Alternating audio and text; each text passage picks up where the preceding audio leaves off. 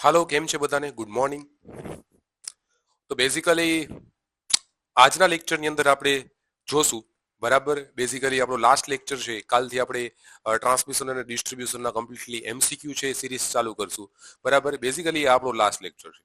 કાલથી આપણે ટ્રાન્સમિશન અને ડિસ્ટ્રીબ્યુશનના કમ્પ્લીટલી એમસીક્યુ આપણે આપણા ચાલુ કરશું, બરાબર. બધાને હાજર રહેવાનું છે. અત્યાર સુધીના જે તે કંઈ ટોપિક ભણી ગયા ટ્રાન્સમિશન ડિસ્ટ્રીબ્યુશનના, એના બધા એમસીક્યુ એની અંદર આપણે જોશું કે ભાઈ પ્રીવિયસ યર પાછલા વર્ષમાં કેવા એમસીક્યુ પૂછાઈ ગયા છે, બરાબર છે. અત્યારે હાલમાં છે કેવા એમસીક્યુ આપણે પૂછાવાના છે, બધા એમસીક્યુ વિશે આપણે પ્રેક્ટિસ નોટે તમને આપી એમસીક્યુની બધી વસ્તુ, બરાબર છે. કમ્પ્લીટલી એમસીક્યુ તમારે અમુક જાતે પ્રેક્ટિસ કરવાના. એવું એમસીક્યુ એવું અમુક એમસીક્યુ બહારના હશે, થિયરી ભણાવી જરૂર નથી, થિયરીમાં ભણાવે, બરાબર. થિયરીમાંથી આવે બધી વસ્તુ. અમુક એમસીક્યુ બહાર ના આવે છે, બધા એમસીક્યુ એક ફેરી જોઈ લેવા જરૂરી છે. એક ફેરી બધા એમસીક્યુ જોઈ લેવાના. થિયરી હારે તમે કનેક્ટેડ હશો અને એમસીક્યુ હારે તમે કનેક્ટેડ હશો તો એમસીક્યુ તમને ભૂલાશે નહીં. બીજો કોઈ બહારનો એમસીક્યુ પૂછાય તો તમને ડાયરેક્ટલી આઈડિયા આવી જશે, બરાબર છે. બેઝિકલી હવે આપણે જોઈએ અર્થિંગ વિશે. કેના વિશે જોઈએ આપણે? અર્થિંગ વિશે.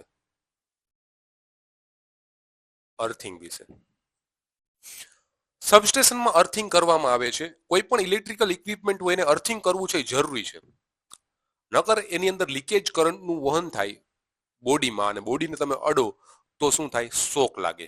એટલે આખા સબસ્ટેશનને તો અર્થિંગ કરેલું જ હોય છે. તમારા ઘરે પણ અર્થિંગ કરવું જરૂરી છે, બરાબર. ઘરે તમે અર્થિંગ કરો એ બરાબર. તો અર્થિંગ સબસ્ટેશનમાં અર્થિંગની શું ફેસિલિટીઝ હોય છે? સબસ્ટેશનમાં જે અર્થિંગ હોય છે, બરાબર, અર્થિંગનો રેઝિસ્ટન્સ કેવડો હોય? અર્થિંગ રેઝિસ્ટન્સ સબસ્ટેશનમાં જે અર્થિંગ રેઝિસ્ટન્સ હોય, અર્થિંગનો રેઝિસ્ટન્સ એ છે 0.5 ઓહમથી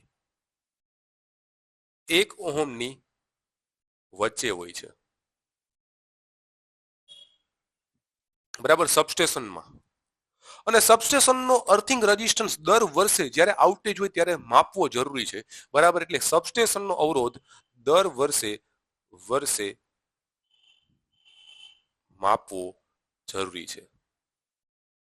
અને જો 0.5 અથવા તો 1 ઓહમથી વધારે થાય તો એની અંદર વોટર આ બધી વસ્તુ નાખીને એનો અવરોધ છે 0.5 અથવા તો 1 ઓહમની અંદર લાવવો પડે, બરાબર છે. એટલી વસ્તુ. સબસ્ટેશનમાં બેઝિકલી અર્થિંગ કઈ રીતના કરે? સબસ્ટેશનમાં અર્થિંગ કરવા માટે પહેલા તો બોર ગારે. શું ગારે? બોર ગારશે. બોર ગારીને પછી અર્થિંગ કરવામાં આવે. એવું હેવી સબસ્ટેશનમાં અર્થિંગ કરતા હોય, બરાબર છે. અર્થિંગ છે બે પ્રકારના હોય છે. એક પાઇપ અર્થિંગ હોય અને બીજું છે એ પ્લેટ અર્થિંગ હોય. લખો તમારી નોટમાં, અર્થિંગ બે પ્રકારના હશે. એક છે પાઇપ અર્થિંગ હશે, પાઇપ અર્થિંગ અને બીજું છે એ પ્લેટ અર્થિંગ. પાઇપ અર્થિંગ અને બીજું છે એ પ્લેટ અર્થિંગ. આ બે પ્રકારના અર્થિંગ જોવા તમને મળે છે. રેડી? ક્લિયર છે? તો માય ડિયર ફ્રેન્ડ્સ, પહેલા આપણે જોઈએ પાઇપ અર્થિંગ, કે ભાઈ પાઇપ અર્થિંગ છે એ કેને કહેવામાં આવે છે? પાઇપ અર્થિંગ,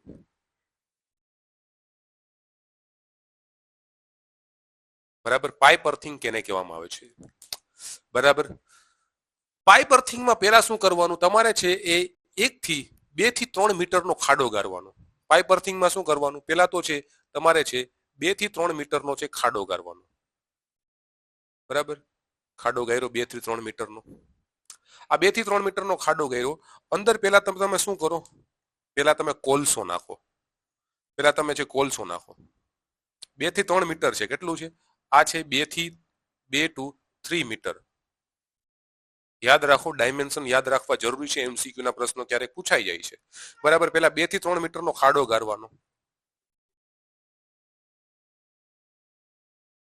બરાબર છે. ક્લિયર છે? આ છે 15 સેન્ટીમીટર. 15 સેન્ટીમીટરનું છે. 2 થી 3 મીટરનો ખાડો ગાયરો. આ છે કેટલા સેન્ટીમીટરનું છે? 15 સેન્ટીમીટરનું છે, બરાબર છે. નેક્સ્ટ. પછી તમે શું નાખો? મીઠું નાખો. શું નાખશો? મીઠું નાખશો. એ પણ 15 સેન્ટીમીટર. આ તમારું કોલસો છે. આ તમારું છે મીઠું છે, બરાબર છે. પછી પાછો તમે છે કોલસો એડ કરશો. પાછો તમે શું એડ કરશો? કોલસો એડ કરશો. પાછો તમે કોલસો નાખશો. શું નાખશો? કોલસો નાખ્યો. એ પણ 15 સેન્ટીમીટર. પાછો જ્યાં સુધી ખાડો ના ભરાય ત્યાં સુધી આ પ્રોસેસ કરવાની. બરાબર? કોલસો મીઠું, કોલસો મીઠું, કોલસો મીઠું, જ્યાં સુધી તમારો ખાડો ના ભરાય ત્યાં સુધી. બરાબર છે? પછી શું આવે તમારું? પછી તું શું આવશે? મીઠું. શું આવશે? 15 સેન્ટીમીટરનું મીઠું. આ 15 સેન્ટીમીટર, આ 15 સેન્ટીમીટર, આ મીઠું. બરાબર? આમ જાતું જાય. બરાબર? ભરાઈ ગયું. હાલો, આ તમારું શું આવી ગયું? કોલસો. આ તમારું શું આવી ગયું? મીઠું. ભરાઈ ગયું. પછી અંદર એક પાઇપ એન્ટર કરવાનો. શું એન્ટર કરવાનો? પાઇપ એન્ટર કરવાનો. બરાબર? આ તમારું થઈ ગયું કમ્પ્લીટલી. પછી અંદર તમે શું એન્ટર કરો? પાઇપ એન્ટર કરો. આ એક પાઇપ એન્ટર કર્યો. બરાબર? આ એક પાઇપ એન્ટર કર્યો, જેને છે કહેવામાં છે GI pipe, galvanise iron pipe. GI pipe, જેની લેન્થ કેટલી હોય છે? લેન્થ તો તમારા ખાડા ઉપર ડિપેન્ડ કરશે. આ લેન્થ જે છે એ તમારા ખાડા ઉપર ડિપેન્ડ કરશે. કેના ઉપર ડિપેન્ડ કરશે? આ લેન્થ ખાડા ઉપર ડિપેન્ડ કરે. આ લેન્થ. બટ આનો ડાયામીટર કેટલો હશે? ડાયામીટર હશે 40 mm નો. કેટલા mm નો? 40 mm નો ડાયામીટર હશે આ જીઆઈ પાઇપનો. આ જીઆઈ પાઇપમાં આવી રીતના આમ શું કાણા પાડેલા હોય? કારણ કે ભેજ અંદર જાય એટલા માટે. ભેજ અંદર જાય, કાણા પાડેલા હોય છે. બરાબર છે? ક્લિયર એટલી વસ્તુ? અહીંયા સુધી તમને ક્લિયર છે એ હોવું જોઈએ. ચાલો ડ્રો કરતા જાઓ સાથે સાથે. હવે માય ડિયર ફ્રેન્ડ્સ, અહીંયા એક કપલિંગ રાખવામાં આવે. શું રાખવામાં આવે? કપલિંગ. અહીંયા એક છે કપલિંગ રાખવામાં આવે. કપલિંગ. બરાબર? આ કપલિંગ થી અહીંયા કપલિંગ હોય એક. આ કપલિંગ થી એક જીઆઈ પાઇપ, અલગથી એક જીઆઈ પાઇપ લેવાની. આ બીજી એક જીઆઈ પાઇપ હોય. જીઆઈ પાઇપ હોય જેનો ડાયામીટર છે 20 mm નો હોય છે. 20 mm નો આ જીઆઈ પાઇપ. બરાબર? આ જીઆઈ પાઇપમાંથી અહીંયા એક છેડો આવી રીતના હોય છે અને અહીંયા છે શું હોય? અહીંથી તમારે છે વોટર તમારે એન્ટર કરવાનું. અહીંથી આ વોટર તમે એન્ટર કરો. વોટર. બરાબર? પાણી અહીંથી એન્ટર કરશો. બરાબર? અને આ જીઆઈ પાઇપથી તમારો અર્થિંગ વાયર છે આની હારે કનેક્ટ થશે. બરાબર? આ તમારો અર્થિંગ વાયર આની હારે કનેક્ટ થાય. અહીંયા તમારું કપલિંગ આવી ગયું. અહીંથી તમે ફનલ કહેવાય. આને શું કહેવાય? ફનલ. આને છે ફનલ કહેવાય. ફનલ. ક્લિયર થઈ ગયું એટલી વસ્તુ? આ તમારું થઈ ગયું પાઇપ અર્થિંગ. પાઇપ અર્થિંગમાં બેઝિકલી શું હોય કે તમારો અર્થિંગનો પાથ જે છે પાઇપથી કરવામાં આવે. જો આખો આ પાથ છે, અર્થિંગનો જે પાથ છે, અર્થિંગનો પાથ છે કેનાથી કર્યો? પાઇપથી કરવામાં આવે તો તેને છે પાઇપ અર્થિંગ છે કહેવામાં આવે છે. બરાબર? પાઇપ અર્થિંગમાં શું હોય કે ભાઈ 2 થી 3 મીટરનો ખાડો ગાળવાનો. 2 થી 3 મીટરનો ખાડો ગાળવાનો. 15 સેન્ટીમીટર કોલસો રાખવાનો, 15 સેન્ટીમીટર મીઠું, 15 સેન્ટીમીટર કોલસો, 15 સેન્ટીમીટર મીઠું. આખો ખાડો ભરાઈ ના જાય ત્યાં સુધી આ પ્રોસેસ છે કરવાની. પછી એમાં તમારે છે 40 mm ની ગેલ્વેનાઇઝ આયર્નનો પાઇપ એન્ટર કરવાનો. ગેલ્વેનાઇઝ આયર્નનો પાઇપ છે 40 mm નો છે એન્ટર કરવાનો. બરાબર છે? રેડી એટલી વસ્તુ? આ ગેલ્વેનાઇઝ આયર્નના પાઇપ ઉપર એક કપલિંગ હશે. એ કપલિંગની ઉપર 20 mm નો શું એન્ટર કરશો? 20 mm નો શું એન્ટર કરશો? જીઆઈ નો પાઇપ એન્ટર કરશો. બરાબર? જેમાં આ પાઇપમાં આવું ઇનબિલ્ટ આવેલું હોય. આ બધા કમ્પોનન્ટ તમને ઇનબિલ્ટ મળે છે દુકાનમાં. બહાર જાઓ ને શોપમાં, ઇલેક્ટ્રિકલની શોપમાં જાઓ ને, અર્થિંગ, મારે પાઇપ અર્થિંગ કરવું છે એનો બધો સામાન આપો તો ઇનબિલ્ટ તમને મળે છે આ બધી વસ્તુ. બરાબર? જ્યાં તમારા કપલિંગ હોય, આ કપલિંગમાં તમે કનેક્ટ કરી દો. બરાબર? અહીંથી તમારે પાણી નાખવાનું. આ તમારો અર્થિંગ વાયર અહીંથી નીકળી જાય. બરાબર? અર્થિંગ વાયર ત્યાંથી નીકળી જાય. બરાબર? આ વસ્તુ. કોલસો શું કામે? કોલસો ને મીઠું શું કામે? કારણ કે એમાં તમે પાણી નાખો તો ભેજને પોતે સંગ્રહ કરી રાખે છે. કોલસો છે શું કરે? ભેજને છે એ સંગ્રહ કરી રાખે છે પોતાની પાસે. એટલા માટે કોલસો અને યુઝ કરવામાં આવે છે. આ સિમ્પલ છે. હાઉ સિમ્પલ પ્રોસેસ હોય છે. બરાબર કે નહીં? તો કે પાઇપ અર્થિંગ નહીં. તો ડ્રો કરો ચાલો પાઇપ અર્થિંગ. આની ઉપયોગ ક્યાં થાય? ઉપયોગ આનો લખો. આનો ઉપયોગ ક્યાં થશે? ઉપયોગ લખો. ઉપયોગ તો કે ભાઈ રેસિડેન્શિયલ અને કોમર્શિયલ ઉપયોગમાં.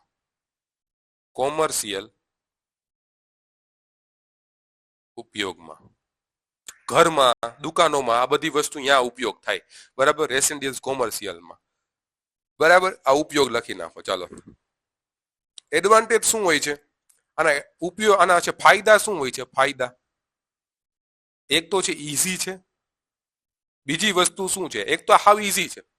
બીજી વસ્તુ આનો ફાયદો કોણ કહેશે? બીજો બીજો ફાયદો એ છે આનો કે ભાઈ આના પાર્ટ છે બધા મળી રહે શોપમાં, પાર્ટ બધા મળી રહે છે, પાર્ટ બધા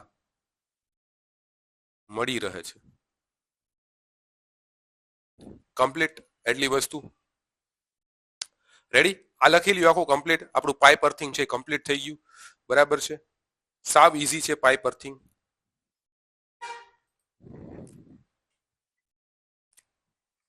પાઇપ અર્થિંગ બરાબર, હાવ ઈઝી છે પાઇપ અર્થિંગ. કોઈ પણ આમાં ડાઉટ નથી તમને. નેક્સ્ટ વસ્તુ જોશી આપણે પ્લેટ અર્થિંગ. કયું? Plate earthing. Plate earthing basically છે સબસ્ટેશન, મોટી ઇન્ડસ્ટ્રી, ત્યાં પ્લેટ અર્થિંગ કરવામાં આવે છે. બરાબર, ત્યાં પ્લેટ અર્થિંગ કરવામાં આવે છે. અમુક ડાયમેન્શન છે યાદ રાખવાના તમારે.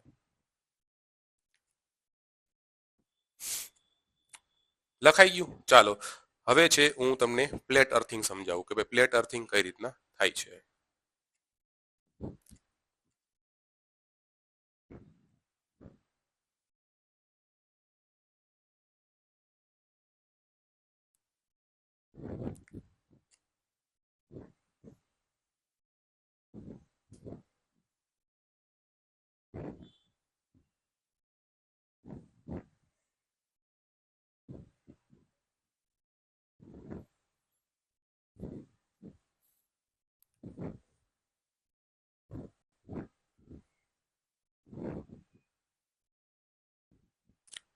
ચાલો માય ડિયર ફ્રેન્ડ્સ, હવે સમજીએ આપણે છે પ્લેટ અર્થિંગ. તો એ પ્લેટ અર્થિંગ બેઝિકલી છે એ કેને કહેશું એ. બરાબર. સો નાઉ પ્લેટ અર્થિંગ, પ્લેટ અર્થિંગમાં છે કઈ રીતના હશે માય ડિયર ફ્રેન્ડ્સ. જો પ્લેટ અર્થિંગમાં કઈ રીતના હશે, એક તો ખાડો ગાયરો તમે 1 થી 2 મીટરનો, 2 થી 3 મીટરનો. બરાબર, હાલો વાત સાચી, 2 થી 3 મીટરનો ખાડો ગાયરો. પેલા તમે નાખ્યો કોલસો, પછી નાખ્યું તમે મીઠું. બરાબર, કોલસો ને મીઠું નાખી દીધું.